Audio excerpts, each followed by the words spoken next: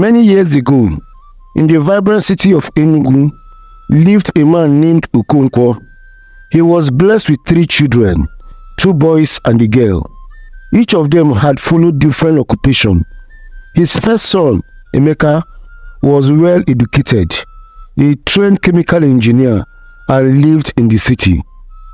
He has a successful petrochemical company. Even though Emeka was doing well, he had become more distant from his Christian upbringing. His faith was no longer a priority, as the demand of city life took center stage in his life. Okonkwo's second child, Obiora, had chosen a different path entirely. He lived in their native village of Ngene, practicing the traditional ways as a native doctor.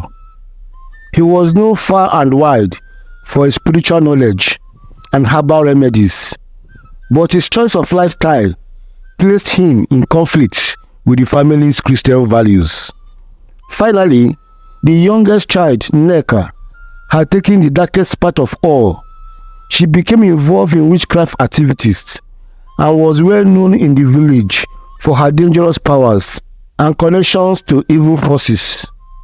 Though Okonkwo had tried to guide his children with love and wisdom, they had each chosen their own destinies. Despite their differences, the siblings remained connected by blood as a family, even if their spiritual paths differed.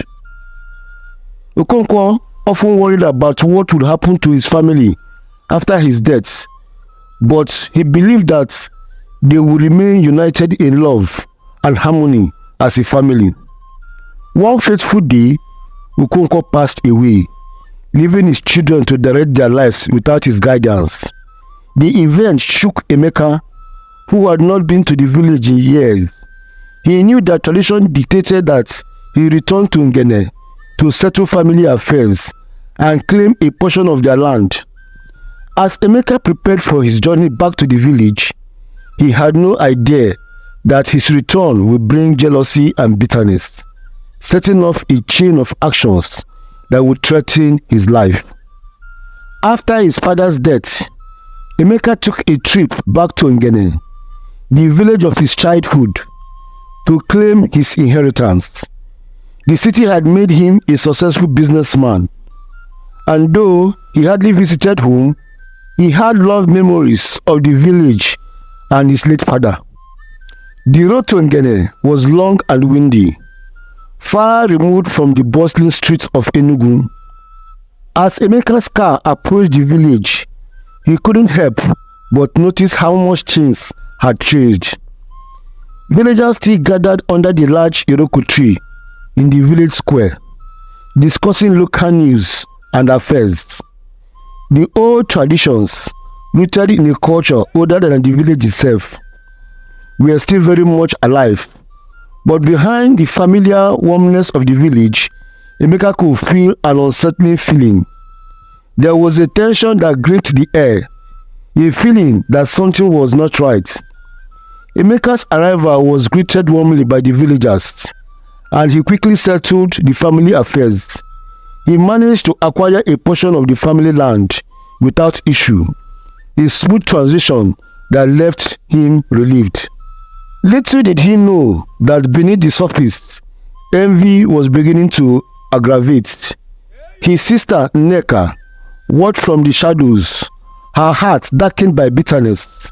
Emeka's success in the city only fueled her bitterness, and the sight of him returning to the village with wealth and status inflamed her jealousy. She had lived her life submerged in witchcraft, using her dark powers to gain influence over the village. But nothing she did seemed to bring her the success and comfort that Emeka had achieved. As Emeka prepared to leave Ngene to return to the city, Nneka plotted in secret, her mind racing with thoughts of how to ruin her brother's happiness. Nneka's envy boiled over the night after Emeka left Ngene. She convened with her coven of witches deep in the forest under the cover of darkness. The moon hung high in the sky, casting long shadows as they gather around a burning fire. Nneka, who had become a leader among the witches, led the ritual with an air of authority. She explained to them her plan to cause Emeka's death. "His success mocks us," Nneka hissed. "He walks around proud and untouchable. This must end now," she said. The other witches nodded their heads in agreement. Their faces illuminated by the scary glow of their fire. They began to chant, summoning evil forces to do their biddings. Nneka's plan was to cause an accident that would end Emeka's life as he returned to the city. The spell they cast was powerful, designed to send a total blow to Emeka as he drove along the dangerous road back to Enugu. However, what Nneka did not account for was divine intervention. As Emeka drove, unaware of the dark forces at play, something extraordinary happened. His car began to slide as though an unseen forces was pushing it off the road. But just as it seemed certain that he would crash, Emeka regained control, narrowly avoiding disaster. Unknown to him, God had intervened, protecting him from the deadly plots laid by his sister. When Nneka heard of Emeka's safe arrival back in the city, she was furious. Her hatred grew stronger, and she became more decided than ever to ruin his life. Her failed plots only encouraged her to take further actions, unaware that she was setting the stage for her own downfall. Although Emeka had closely escaped the deadly plots set by his sister, he soon began to notice strange things happening in his life. At first, it was unexpected financial losses. Deals that once seemed certain suddenly fall apart. Then his health began to decline. He felt drained and weak, despite having no physical sickness. Emeka, who had always prided himself on being in control of his life, now felt as though something unseen was working against him. He sought advice from his friends and colleagues in the city, but none of their suggestions provided any relief. Emeka was a man of logic and reasoning, and while he knew his siblings dabbled in spiritual matters, he had always dismissed such things as superstition. However, as the attacks intensified, he could no longer ignore the possibilities that dark magic was at play against him. His wife, Ngene, was the first to suggest that they seek spiritual help. "We should pray, Emeka," she urged him one night as they sat together in their beautiful modern house. "Something is not right, and this is beyond what we can handle alone." Emeka hesitated. He had been raised in the church, but had drifted from his faith over the years. The pressures of business and city life have taken priority in his life, and he rarely found time for spiritual matters. But now, with his business crumbling and his health failing, he found himself at a crossroads. Could it be that the spiritual forces he had always dismissed were now waging war against him? He said to himself. As the days passed, Emeka became more and more desperate for answers. Little did he know his sister Nneka was continuing her attack from afar, using dark magic to dismantle everything he had built. The once successful businessman was now on the edge of collapse, and he was running out of options. During one of their visits to Ngene, Emeka's wife, Ngene, had offered Nneka some money out of kindness. Ngene was a generous woman, and though she didn't fully trust Nneka, she believed in showing love to family members. Nneka accepted the money with a sly smile, hiding her true intentions behind an impression of gratitude. What Ngene didn't realize was that this small act of kindness would be used against them. Nneka took the money to her coven and performed a ritual, cursing it with dark magic. The goal was to destroy Emeka's business. From that moment, every naira Emeka touched seems to vanish. His once thriving company began to collapse. Clients disappeared, and even his loyal employees turned against him. Back in the city, Emeka couldn't understand what was happening. Everything he has worked so hard to build was crumbling before his eyes. The harder he tried to fix things, the worse it got to. It was as if an invisible hand was guiding his business to destruction. Ngene also noticed the strange turn of events and began to worry. "Emeka, this isn't normal," she said one evening. "Something is very, very wrong." As the financial losses continued, Emeka was forced to make a difficult decision. With no other options, he decided to move his family back to the village of Ngene. It was a move he never imagined making, but he hoped that by returning home, he could find some peace and figure out what was causing his life to move out of control. But moving back to Ngene only made things worse. The spiritual attacks intensified, and now Emeka and his family were in a closer proximity to the very person planning their downfall, Nneka. As Emeka struggled to regain control of his life, Nneka's dark grip tightened, strong-minded to see her brother fall completely. Emeka's return to Ngene marked the beginning of his descent into a world he barely understood. He had come home hoping for peace and clarity, but instead, he found himself in the center of a spiritual storm. His wife, Ngene, sensed that something disturbing was happening behind the scenes. Emeka, always the rational thinker, tried to dismiss the signs, but his hope in reason alone was slowly eroding him. His brother, Obiora, had observed his struggles from the sidelines. Though they had not always been close, Obiora had never harbored any bitterness towards Emeka.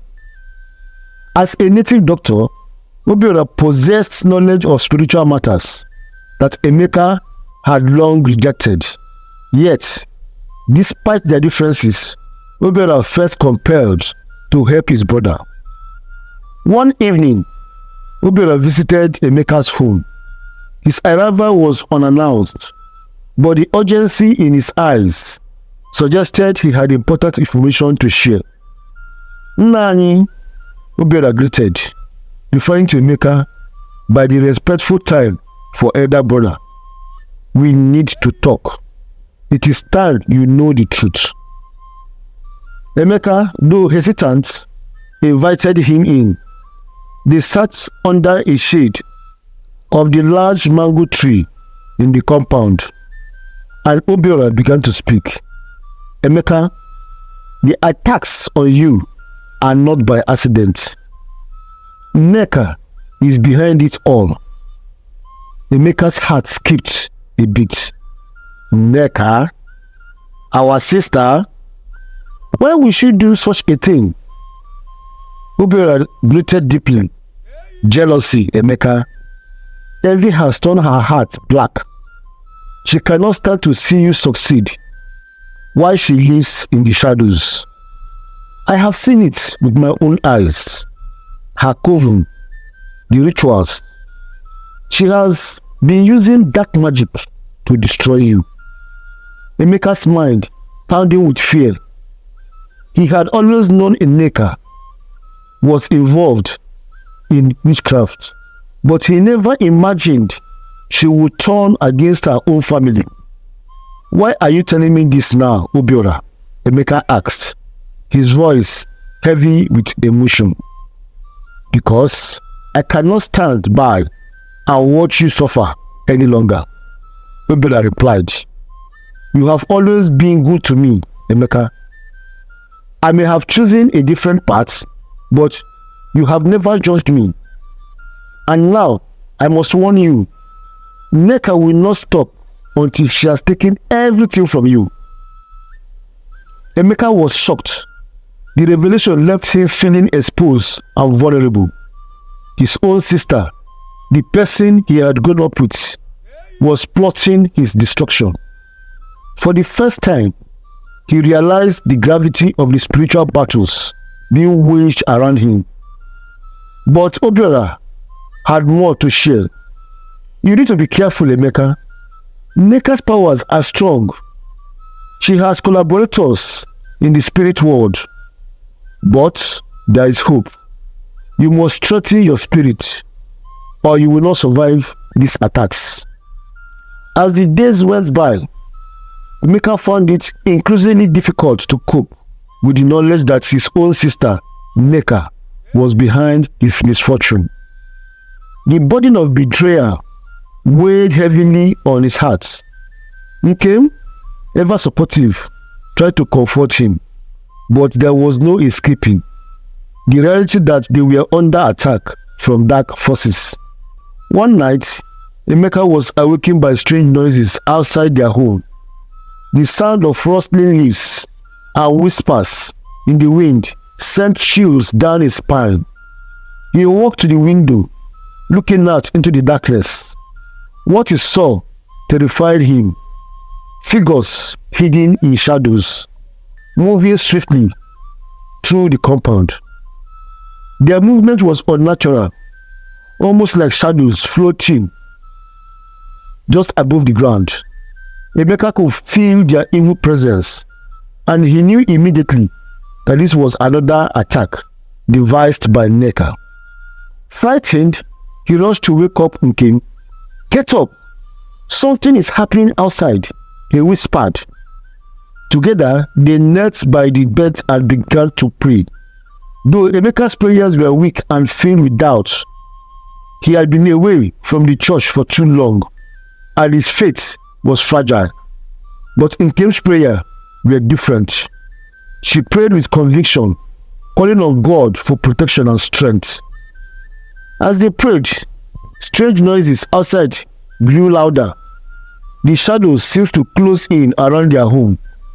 But Ngene continued to pray, her voice growing stronger with each word. "Chineke, protect us. Guide us with your light. Let no evil prosper against us," she prayed intensely. Suddenly, there was a loud crash. Something has hit the roof, shaking the entire house. But he refused to stop praying.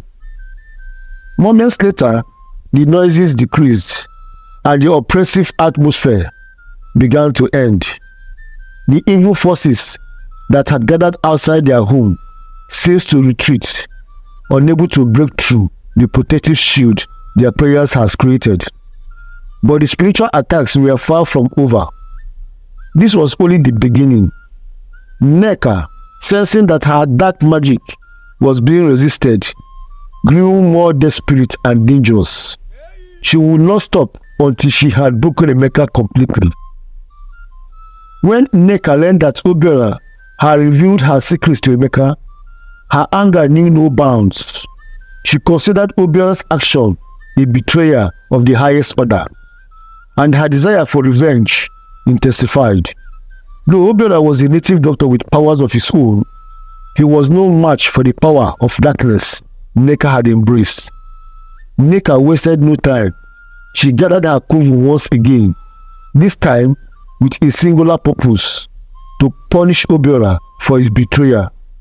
The night air was thick with tension as the witches chanted incantations, summoning dark forces to cripple Obiora.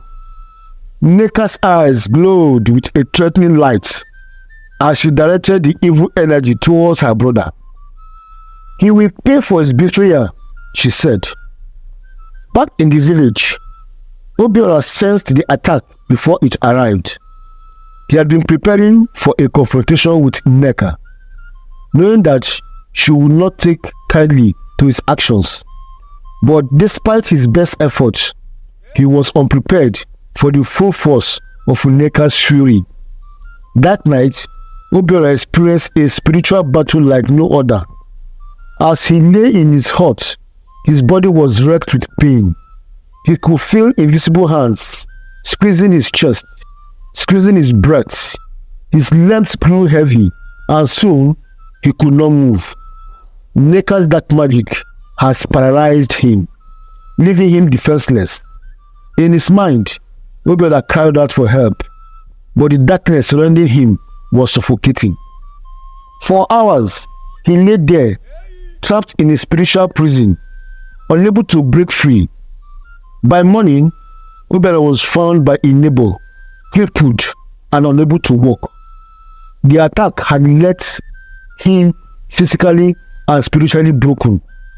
Nneka's vengeance had been swift and merciless, and now Obiora was the shell of his former self.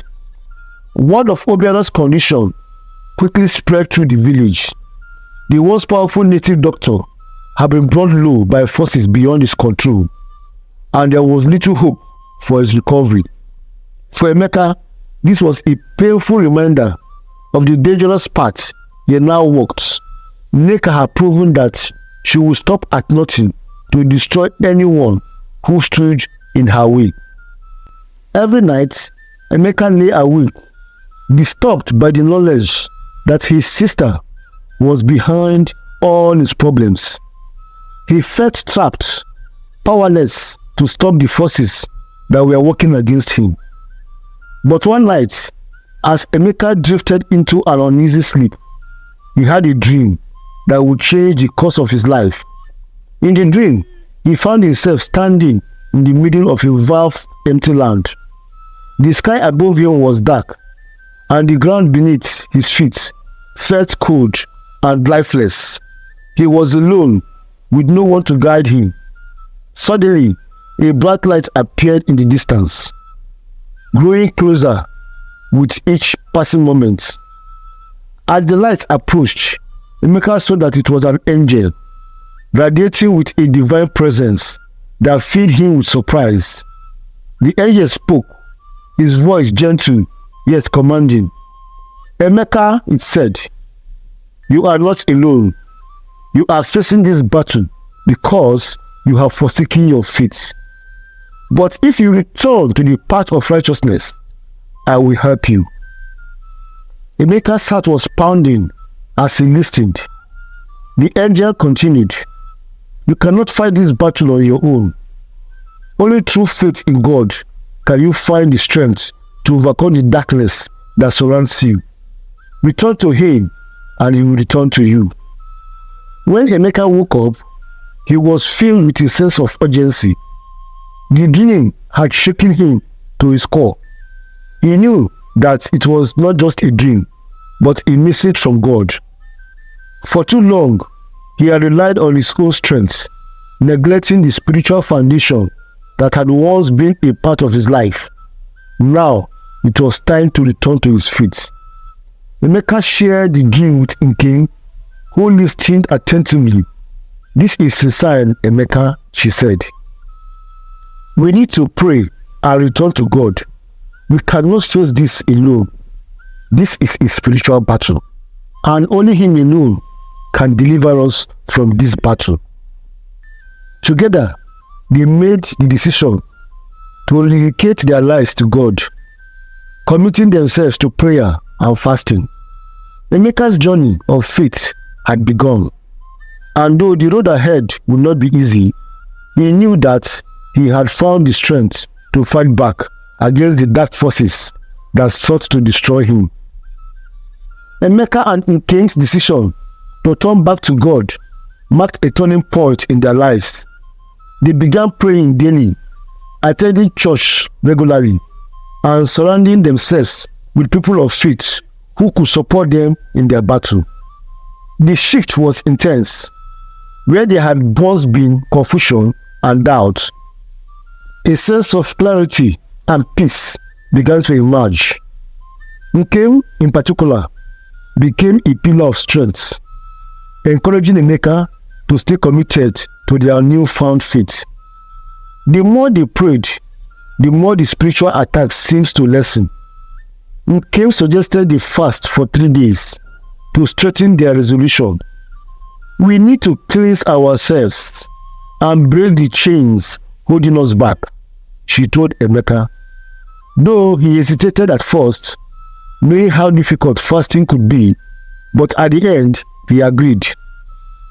During the fast, strange things began to happen. On the second night, Emeka had another dream. This time, the angel reappeared, holding a sword of light. You are protected now, the angel said, but you must not be afraid.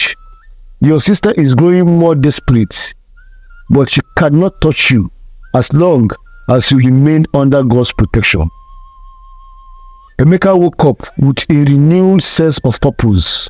He shared the dream with Ngene, who smiled. God is with us, she said. No weapon formed against us will prosper. Despite their spiritual growth, the tension in the village grew. Ngene, realizing that her spells were no longer effective, became furious. She has spent years growing her dark powers, and the fact that her brother could escape her control enraged her the more. She began to plot her next move, determined to bring Emeka and his family to their knees. Ngene could feel her control slipping away. Her coven, sensing that their leader's power was fading, began to question her. You said you could destroy him, one of the witches murmured during a secret gathering, but he seems stronger now than ever before. Ngene's eyes burned with anger. I will not be defeated, she said. Emeka's faith is fragile. He cannot keep this up forever. We will strike again, this time harder than before. The coven gathered around her, chanting dark incantations as Ngene prepared to send another wave of attacks towards her brother's family. This time, she targeted her evil not just at Emeka, but at Ngene and their children as well. She believed that if she could hurt those closest to him, he would break him down. But unknown to Ngene, Emeka and Ngene had fortified their home with prayer. Every night, they prayed over their children, asking for God's protection. Their house had become a spiritual fortress that cannot be penetrated by the forces of darkness. As Ngene launched her new attack, something unexpected happened.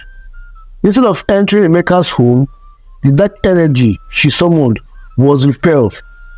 The power of God had formed a barrier around the house, and the more Ngene tried to break through, the more her own energy was drained. Furious and exhausted, Ngene collapsed in her shrine.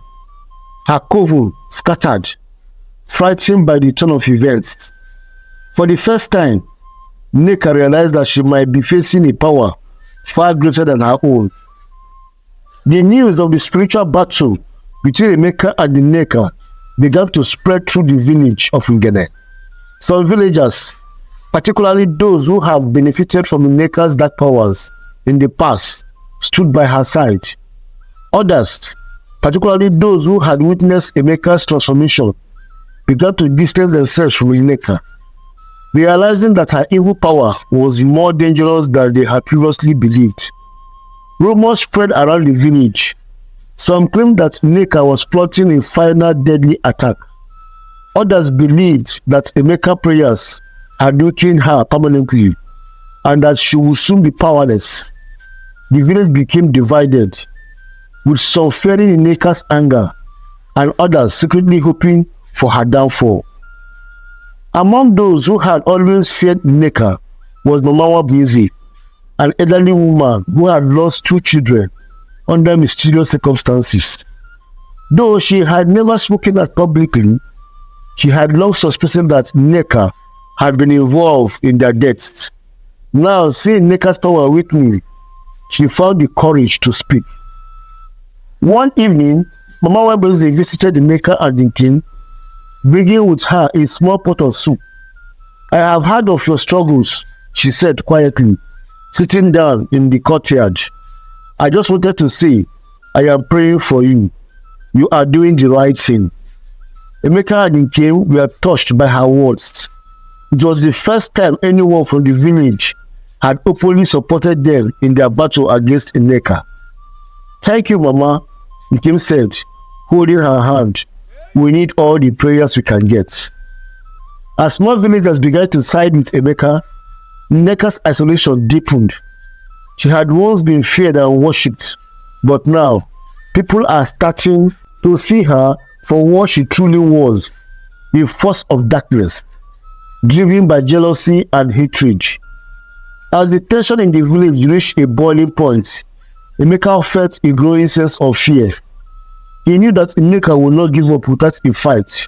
Despite their prayers and the protection, there was still a persistent fear that she might launch one final desperate attack. One night, as Emeka and Ngene were preparing for bed, the air in their home suddenly grew cold. The candles flashed, and a strange, oppressive energy filled the room. Ngene, sensing danger, immediately grabbed her Bible and began to pray aloud. Emeka joined her, though his voice trembled with fear. Suddenly, there was a loud bang on the roof, followed by the sound of scraping metals. Emeka's heart pounded. He knew what was happening. Nneka was making her final move. They continued to pray, their voices growing louder as the spiritual attack intensified. The wind outside was intense, and the walls of their homes was shaking. But no matter how hard Nneka tried, she could not break through. The power of God was too strong. After what felt like hours, the noise subsided, and a strange calm filled the house. Emeka and Ngene looked at each other, both knowing that the battle was over. The next morning, when they stepped outside, they found Nneka lying on the ground, weak and trembling. Her once formidable powers had been broken. As Nneka lay on the ground in front of Emeka's house, her body was weak and her spirit broken. She began to weep. The woman who had once used dark powers with such confidence now seemed powerless. Emeka and Ngene watched her in silence, unsure of what to do next. Through her tears, Nneka began to confess. "I did everything," she sobbed. "I sent the spirits to destroy your business. I cursed your children. I tried to take your life. But now I am powerless." Ngene, ever compassionate, wept to Nneka. "It's all over now," she said quietly. "The darkness no longer has a hold on you. But you need to repent. You need to turn away from dark magic." Nneka nodded weakly. Her body was shaking. For the first time in years, she felt truly defeated, but also strangely relieved. The burden of carrying so much darkness had weighed her down for so long. Meanwhile, word of Nneka's downfall had reached Obiora. He had been bedridden since the attack that left him crippled. But when he heard that Nneka had confessed her sins, something inside him shifted. For years he has practiced as a native doctor, using his powers for both good and bad. But seeing his sister's fate, he realized that the path of darkness would only lead to destruction. One evening, Obiora called Nneka to his bedside. "One name," he said softly, addressing Nneka with the Igbo term for "my brother. I need to ask for your forgiveness. I stood by while Nneka attacked you, I didn't help you when I should have. Emeka, surprised by his brother's humility, sat beside him and took his hand. You did what you could, Obiora. You warned me. You told me the truth. I can't hold that against you. Tears surged up in Obiora's eyes. But I did more than that. I used my powers to try to help myself, not you. I was selfish. But now, I want to change. I want to give up this life. I want to find peace. Emeka smiled. There is peace for you, Obiora. You just need to ask God for it. He will forgive you, just as he forgave me.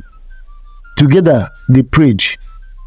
For the first time, Obiora felt the heavy weight of his past sins lifting away. He had been living in darkness for too long, but now there was hope for redemption. As Nneka lay weakened by her failed spiritual attack, Emeka and Ngene made the decision to bring her into their house. Though the villagers whispered about her evil deeds, Emeka and Ngene believed in the power of forgiveness and second chances. They knew that if Nneka was to find healing, both physical and spiritual, she needed love and compassion, not judgment. Over the next few weeks, Ngene cared for Nneka, feeding her, bathing her, and praying over her. Slowly, Nneka began to regain her strength. Though her body healed, the deeper wounds, the ones in her heart and souls, took longer to heal. One day, as Ngene sat beside her, Nneka broke down in tears. I don't deserve this, she sobbed. I don't deserve your kindness. Ngene smiled gently. None of us deserve anything, Nneka. But God gives us grace. He forgives us even when we don't deserve it. You can find peace too, but you have to forgive yourself. Nneka nodded, wiping her tears. For the first time in her life, she felt a sense of hope. Maybe, just maybe, she could find redemption after all. The story of Nneka's defeat and her subsequent healing spread like wildfire throughout the village of Ngene. Some were skeptical, unwilling to believe that a woman so deeply rooted in darkness could truly change. But others were inspired by the power of Emeka and Nkene's faith. Slowly, the village began to transform. People who had once sought Nneka's dark powers now turned to Nneka for prayer and guidance. The small church in the village, which had once been nearly empty, began to fill up every Sunday. The pastor, a humble man named Pastor Chukwu, was overjoyed by the sudden revival. One day, Pastor Chukwu visited Emeka at his home. I have been praying for this day for years, he said with a smile. You and Ngene have brought light to this village. Emeka shook his head humbly. It's not us, Pastor. It's God. We have just lost souls who found our way back. Pastor Chukwu nodded. But your faith has inspired others. This village is changing. I believe it's just the beginning. Indeed, the atmosphere in Ngene has shifted. Where once there had been fear and darkness, there was now hope and light. Families who had been torn apart by jealousy, greed, and witchcraft were beginning to heal. And at the center of it all were Emeka, Ngene, and the story of their battle against Nneka. With Nneka's powers broken and Obiora's repentance, the siblings began to rebuild their relationship. It was not easy. Years of bitterness and envy could not be overdone overnight, but they were committed to the healing. For the first time in decades, they sat together as a family, sharing meals, laughing, and recollecting about their childhood days. Emeka, who had always longed for a close bond with his siblings, felt a deep sense of satisfaction. Though their father had passed away, he believed that if their father could see them now, he would be proud. One afternoon, As they sat together under the mango tree in front of Emeka's house, Nneka spoke up. "I am sorry for everything," she said quietly. "I don't know how I let myself become so consumed by it." Obiora nodded in agreement. "We all made mistakes, Nneka, but we are here now, together, and that's what matters." Emeka smiled, feeling a sense of peace that he had not known in years. Despite all the pains and suffering they had endured, they had come out stronger on the other side. As Emeka's business began to flourish once more, he made a decision that would impact not just his family, but the entire village. He used his wealth to invest in the community, funding the construction of a new church, a school, and a health clinic. He believed that education, healthcare, and spiritual guidance were the keys to breaking the cycle of darkness that had overwhelmed the village for so long. Ngene organized women groups where they could pray, share their struggles, and support each other. She believed that by empowering the women of the village, they could create lasting change. Over time, the village of Ngene became known as a place of healing and transformation.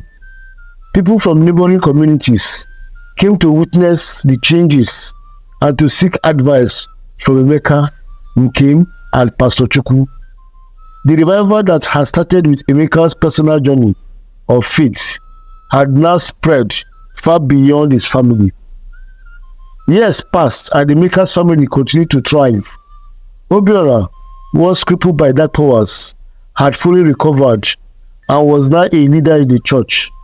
Nneka, though still dealing with the consequences of her past, had become humble and committed woman of faith. The once fractured family had been restored, and their story became a testimony to the power of redemption. One day, as they gathered for family celebration, Emeka looked around at the faces of his siblings, his wife, and his children. He couldn't help but feel overwhelmed with gratitude.